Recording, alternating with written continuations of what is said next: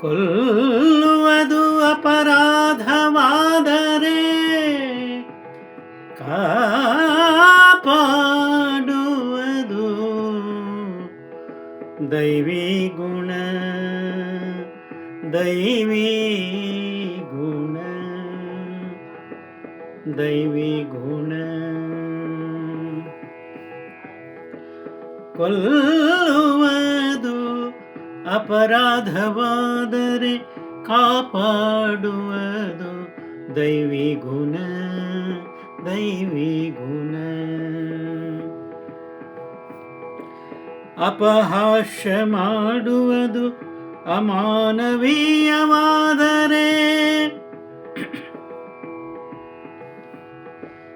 ಅಪಹಾಸ್ಯ ಮಾಡುವುದು ಅಮಾನವೀಯವಾದರೆ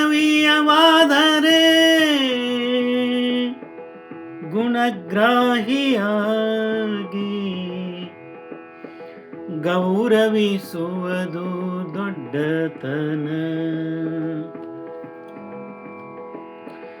ಭೇದವೇ ವಿಜೃಂಭಿಸಿದರೆ ಏಕತೆ ಬೇಕೆನ್ನುವುದು ವಿಶ್ವಮಾನವತೆಯ ಲಕ್ಷಣ. ನಿಜಾತ್ಮ ಶಿವನಿಗಿಷ್ಟವಾಗುವುದು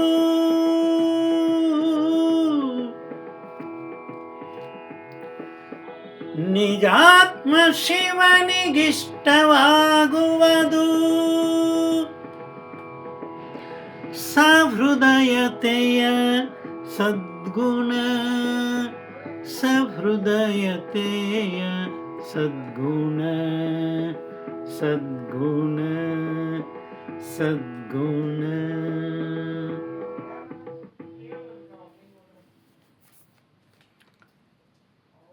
ಪರಮಾತ್ಮನಿಗೆ ಮಾತ್ರ ಈ ಒಂದು ಪ್ರಾಣವನ್ನು ನಮಗೆ ಕೊಡುವಂಥ ಶಕ್ತಿ ಇದೆ.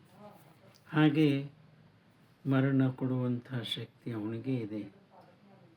ಹೀಗಿದ್ದಾಗ ಅವನು ಚೆನ್ನಾಗಿ ಬಾಳ್ರಿ ಅಂಥೇಳಿ ನಮಗೊಂದು ಪ್ರಾಣ, ಒಂದು ಶರೀರ ಕೊಟ್ಟು ಕಳಿಸಿದ್ದಾನೆ. ಅಂಥ ಪ್ರಾಣವನ್ನು ಕೊಲ್ಲುವುದು ಅದು ಅಪರಾಧವೇ.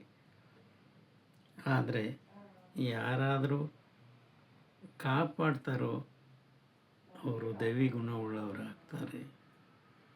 ಇನ್ನು ಕೆಲವರು ನೋಡಿ ಅಪಹಾಸ್ಯ ಮಾಡ್ತಿರ್ತಾರೆ. ಇದೊಂದು ಅಮಾನವೀಯ ವರ್ತನೆ. ಯಾರನ್ನು ನಾವು ಹೀಯಾಳಿಸೋದಾಗಲಿ ಅವಹೇಳನ ಮಾಡೋದಾಗಲಿ ಮಾಡಬಾರ್ದು. ಅವ್ರಿಗೆ ಅವ್ರದ್ದೇ ಆದ ಗೌರವ ಇರ್ತದೆ, ಅವರಲ್ಲಿ ಒಳ್ಳೆಯ ಗುಣಗಳಿರ್ತವೆ. ಅಂಥ ಗುಣಗಳನ್ನು ನಾವು ಗುಣಗ್ರಾಹಿಯಾಗಿ ಗೌರವಿಸಿದಾಗಲೇ ದೊಡ್ಡತನ ಅನ್ನೋದು ಸಾಧ್ಯ ಆಗ್ತದೆ. ಎಲ್ಲ ಕಡೆ ನಾವು ವೇದವನ್ನೇ ನಾವು ನೋಡ್ತಾ ಹೋದರೆ ಅದಕ್ಕೆ ಅಂತೆನ್ನೋದೇ ಇರೋದಿಲ್ಲ. ಅವರು ಹೆಚ್ಚು, ಅವರು ಕಡಿಮೆ, ಅವರು ಇವರು ಅನ್ನುವಂಥ ಇಂಥ ಭೇದ ಭಾವವೇ ವಿಜೃಂಭಿಸಿಬಿಟ್ರೆ ಏಕತೆ ಬೇಕೆನ್ನುವುದು ಅದು ಯಾವಾಗಲೂ ಒಂದು ಮಾನವತೆಯ ಒಂದು ಲಕ್ಷಣ. ಅದಕ್ಕೆ ಯಾವಾಗಲೂ ನಾವು ಏಕತೆಯನ್ನು ಪ್ರೀತಿಸಬೇಕು. ನಿಜಾತ್ಮ ಶಿವನಿಗೆ ಇಷ್ಟ ಆಗೋದೇನು ಅಂದರೆ ಸಹೃದಯತೆ ಉಳ್ಳಂಥ ಸದ್ಗುಣವೇ ಅಂತ ಹೇಳ್ತಾ ಮಾತು ವಿರಾಮ ಕೊಡ್ತಾ ಇದ್ದೀನಿ. ಇದೊಂದು ಸ್ವರಚಿತ ವಚನ. ಹಾಡಿದವರು ರವೀಂದ್ರ ಜಕಾತಿ.